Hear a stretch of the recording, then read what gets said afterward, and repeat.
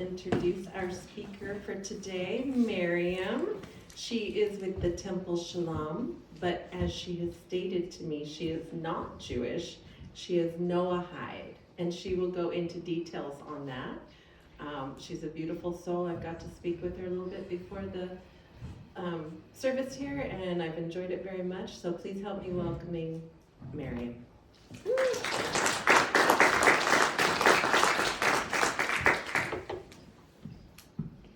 Thank you so much. It's so good to be back here. I've been here once or twice before, and it's always a pleasure to see everyone in your shining, beautiful faces. Wonderful. Thank you. So, as Lori said, I can explain a little bit what Noahide is. It's not my topic for today, obviously. But Noahide is basically someone who chooses to abide by the 7 Noahide laws that have been given by the rabbis over the centuries. Just like kind of like the basic 10 commandments, essentially, but there's 7 of them. Do not murder, do not steal, do not like lie, cheat, and all the 10 commandments, really. And so that's just basically a term that I just love Judaism. Since I was little, my dad, I had always just been drawn to Judaism. I didn't know what it was called. I didn't know really how to form it in my little brain at the time. But my dad, he grew up with a Siddur, which is a Jewish prayer book, on his shelf, and his grandmother would always tell him like to do certain things that were very Jewish tradition, but she would always frame it as, this is just what this family does. And so as he grew up, and he didn't have, like, he grew up a vegetarian, he did a whole bunch of like very Jewish things. He started to gain context the way he grew up, and discovered that they were actually Jews from Spain that fled the Inquisition, that hid their Judaism for who knows how many years. And so they just held on to these traditions of eating with a tablecloth, always washing the hands before eating bread, being vegetarian, wearing your nicest clothes on Saturdays, and different things like that he just pieced together and discovered that. So I guess that has just been in my soul for, connecting to my family all this time. And so I'm in process and conversion to be Jewish, but until then I am currently Noahide. So a little tidbit about that. But today's topic is centering through positivity. And so it's going to be I invite you to participate in some of the things that I'm going to be talking about. So if you need a writing utensil, I think we have some in the back here. Anybody have a question? You can use your notes on the back. Yeah, there's a notes section here that we can utilize.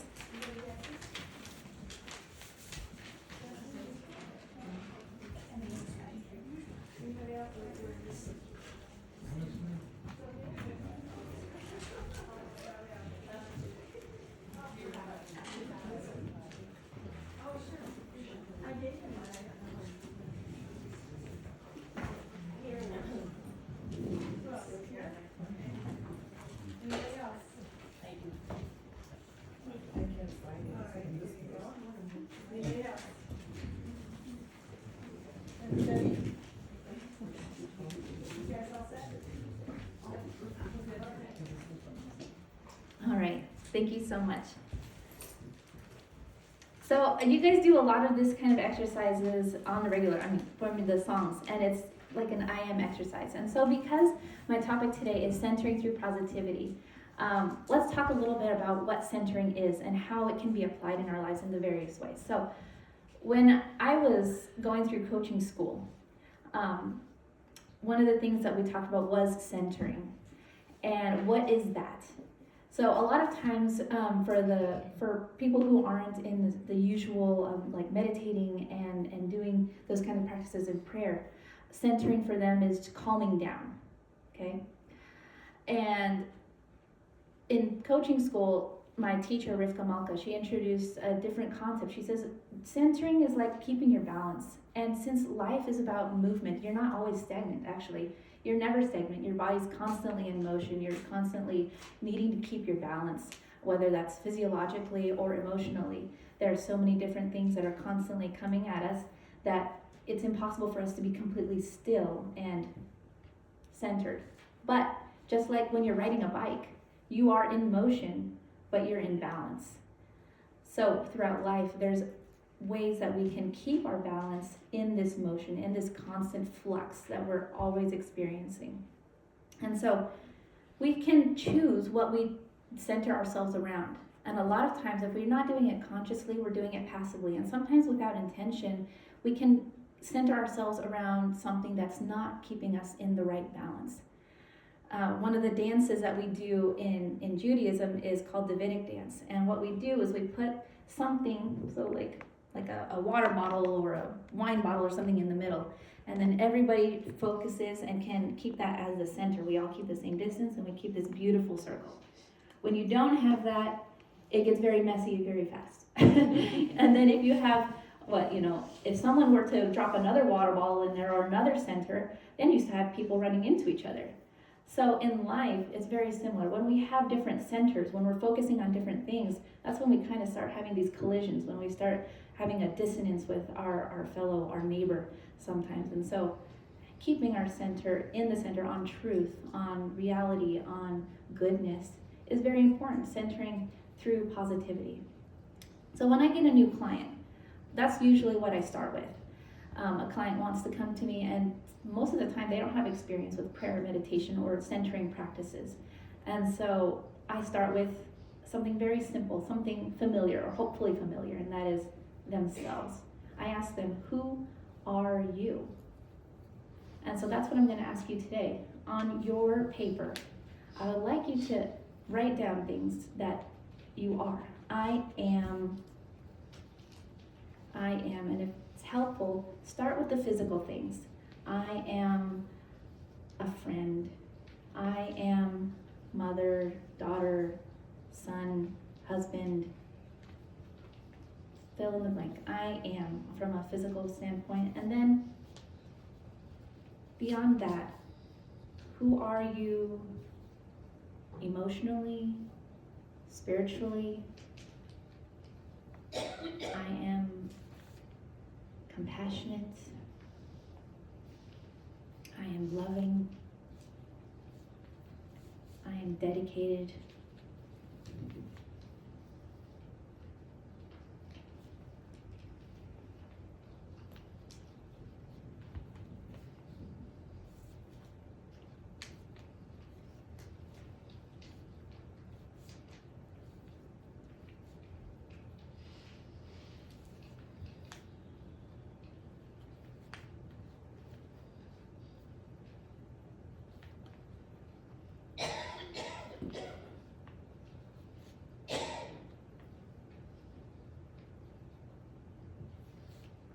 When you're ready, we'll come back and continue.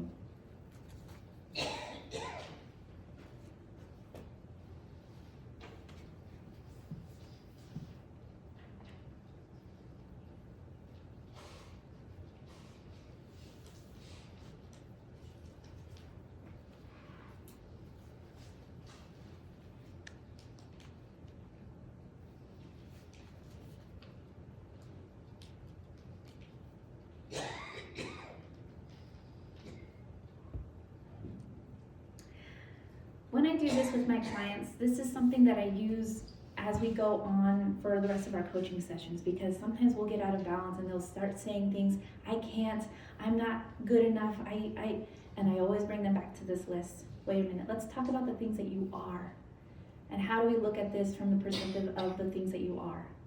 But sometimes we get into a starting point where I have a client who will list many things that are, I am loud, I am disorganized, I am late all the time, I am, that just have a really heavy burden on them that has been following them around. I'm in the way, I'm irresponsible, I'm not good enough, I haven't done enough, I'm not enough. So what do we do at that point? I don't want to go forward with that list, right? That's not healthy. So a beautiful concept that I like to bring in at that point is, it's called Azamra, and it's from Rabbi Nachman of Breslev, who was in the 15th century. And he was all about simcha, which is joy.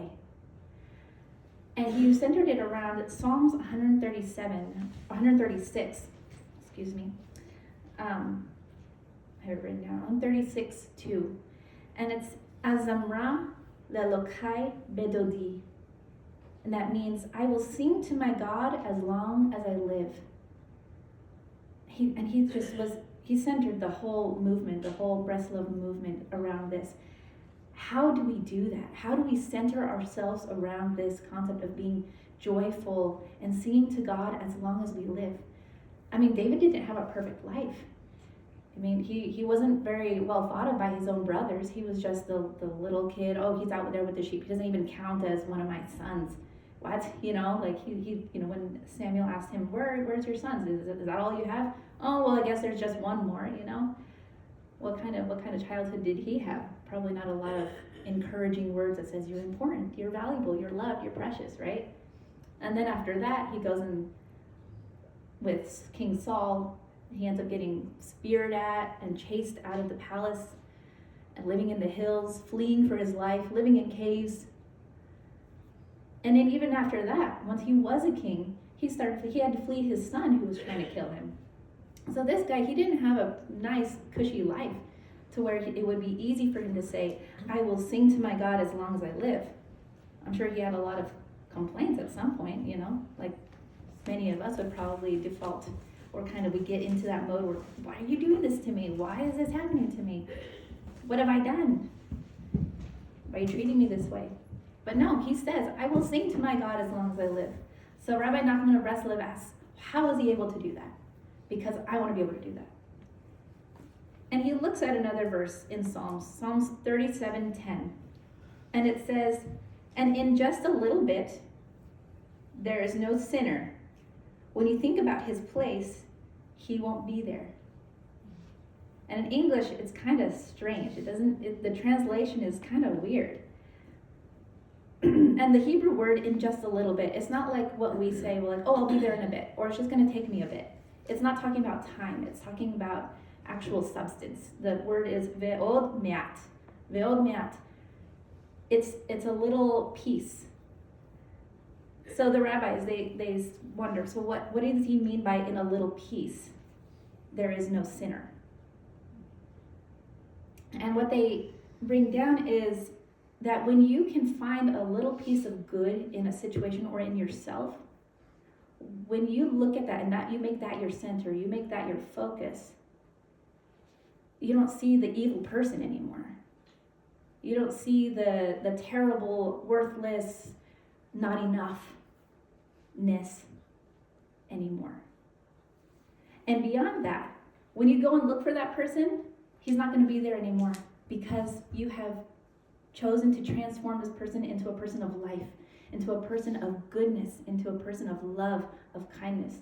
In the little bit, there's no one here, there's no one who has never done a single good thing in their life. Can we agree with that?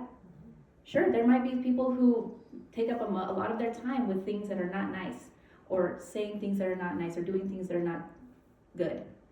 But even then, when we're approaching someone with this perspective of, I'm going to find that little bit of good in you and treat you with the respect and the love that I am capable of, that I can bring, the life that I can bring to you, it's so transformative.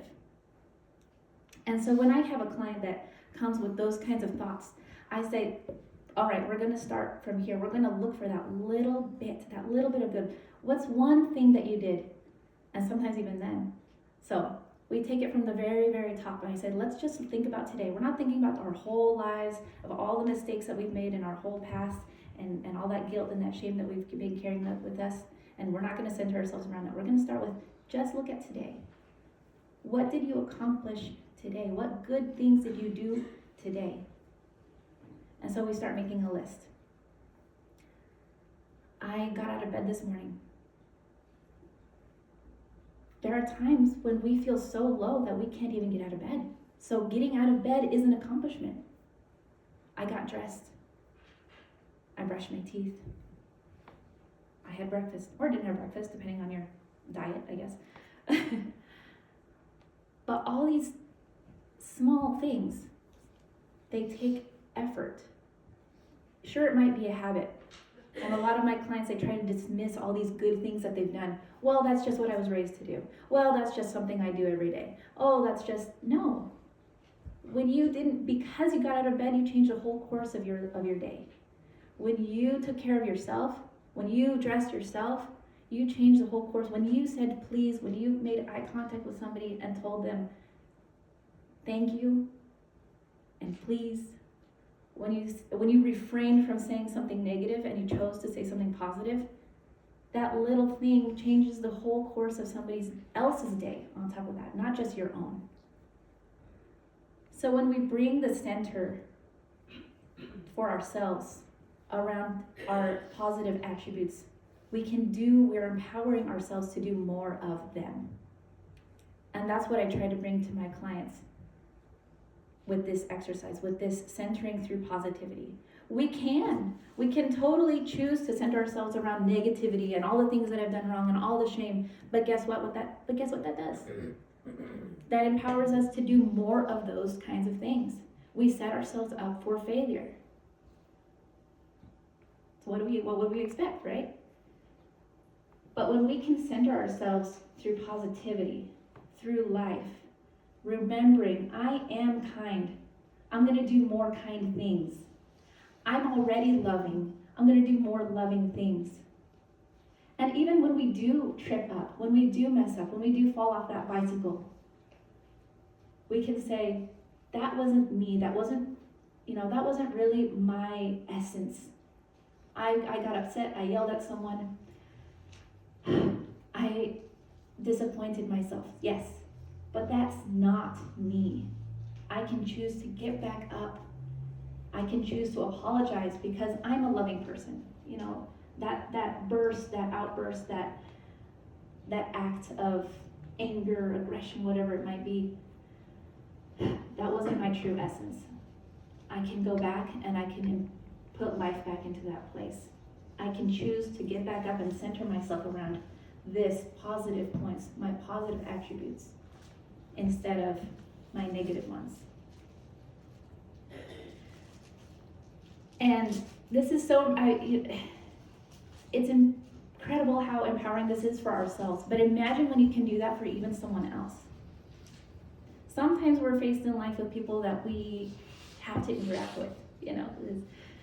We try, we might avoid a certain situation because, we know it's not going to be a healthy situation, right? But sometimes, there are siblings, our parent, a coworker that, we're going to be facing every single day. And it's really hard for us to, go to work and we're like, oh, but they're going to be so negative. They're going to be so... We can do the same thing of a Zamra for someone else. We can find that one spark, that one good piece within them and choose to focus on that one thing. One time they did help me fix a copy machine. One time they did take the time to, help me with a project, or they communicated well. You can focus on that for yourself and even bring that to their reality. For example, there was, I live over here on 9th Street, and we have a lot of transient people coming through there. And one time I saw a young man, probably teenager, couldn't have been more than 19 years old, and he was going through my neighbor's trash. And my heart went out to him. I was like, oh, this poor kid, what has gotten him to this point? I can't imagine. So I go out there to him, and as soon as he sees me coming, he starts gathering everything up. He's trying to clean everything up. I mean, it just broke my heart to see that he was scared. It almost looked like he was scared of me. And, I just strolled on up to him, and I said, hey, how's it going? What are you doing? He says, oh, I'm just cleaning up. I'm just leaving. I'm nothing to see here, basically. Just trying to shuffle himself along. I said, no, you're fine. If somebody can find something in there that's useful, I think that's great, because it's going to the landfill. And he says, yeah. And I said, so what do you do? What are you going to do with some of the things that you find there? He goes, well, if I find something nice, I'll I'll sell it, I'll clean it up and then I'll sell it, so I can have a place to stay, so I can get new shoes, different various things. And I said, oh, so you're a business person. You're a businessman. And you could just tell in his face, no one's ever told me that before. And I had my kids there with me and they were like, oh, hi, just kind of, children are wonderful. They don't even see what he's doing. They have none of that judgment or anything. And they're like, oh, hi. And you could tell he stood up a little bit taller. And he goes, yeah, I take things that people don't want and I turn them into something better and I sell it. So yeah, I said, yeah, absolutely, you're a businessman, cool. Well, did you find anything cool today? And he says, yeah, and he starts going through his car, he starts showing me things, and he got a little dress out, and he goes, do you think this would fit your daughter? I said, I think it would. What's, it's size 6 or something? He said, yeah, here, you can have this. Look, I have something else here. Here, you can have that. And it was just that one perspective shift that maybe he had never seen before. Maybe he'd been told his whole life that he was worthless, that maybe he was garbage. There's people out there that really do think that they are worthless, that they are garbage, themselves. And that's the perspective that they're carrying around with them. When they see someone, they say, they think I'm garbage. When they come up to a situation that is difficult or challenging, they say, I can't because I'm garbage. But just that one perspective shift for this young guy opened his heart to so many things. He wanted to give, he wanted to add value because he was a businessman now. I don't know how long that lasted for him. I hope it lasted him a lifetime because for a moment, we were sitting down together having sandwiches. He was seeing, the kids, and we were just normal people sitting down on the curb, sharing stories and sharing a drink and a sandwich. Mm-hmm. Because of that one thing, I have just found one thing. I didn't know anything about him. But when you find one thing to encourage somebody on, one perspective shift that you could offer someone, it could change the course of their day, their life, and countless lives after them. Mm-hmm. And I'm going to share another story with you because it's a blessing that I received here for myself.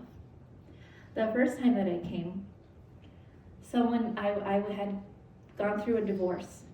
My husband was abusive, and so I got out of that situation. And after a while, abuse kind of wears on you. It gets in your head. And even with my life coaching school and all these skills and tools that I have, still things can really get you off-centered. And when I came, somebody had asked me if I was married, and I said no, and they said, you're not going to be single for long. I wondered who that was. I just remember that that's what someone told me. And up until this point, I hadn't even considered getting remarried because, like I said, the abuse had really gotten to me. Nobody wanted me. I just ruined people's lives. I was just terrible. Nobody would want to live with me. Nobody would want to take care of me. I'm not, all these things. After receiving that blessing, he said, you're not going to be married. You're not going to be single for long. It shook me because, like I said, I had been thinking all these things subconsciously. I had centered myself around, nobody wants to marry me. So why would I open myself up to that opportunity, to that blessing, to that moving on? And just with that, I was able to see something else. I was able to see something different.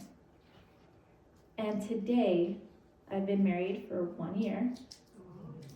My name is not Miriam Camaro. My name is Miriam Mendoza. My husband is accepting of my 3 children. We have a child together now. He takes care of me in all the ways that I never thought somebody would care about me. All because of one blessing that I received here. So I encourage you all to continue that legacy. As much as it served me, you can continue to be a blessing to others. You don't have to be a prophet. You don't have to be perfect to give a blessing to be a blessing. It can just be finding that one centering point of positivity that can take someone's life from a cycle of negativity to a cycle of positivity, to do more good, to bring more light from what's already there. And here's the thing. I was gonna finish right there, but I'm gonna there's something that popped into my head just now. Just because we're not like somebody else's positivity, I might not be the most patient person in the world, but I am kind, so I'm gonna do more kindness. When sometimes we can think that, oh, well, I don't do this as well as this person, or I'm not this as much as this person. Fine. Do what you are good at. Do what's already there. Work with what's already in your positivity circle. Centering through positivity isn't necessarily you have to be amazing already, like be as good as everyone else at everything. No.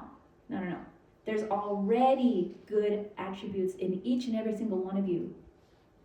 Already. You don't have to do anything. You don't have to change anything to start from that perspective. You just got to do more of you. Thank you.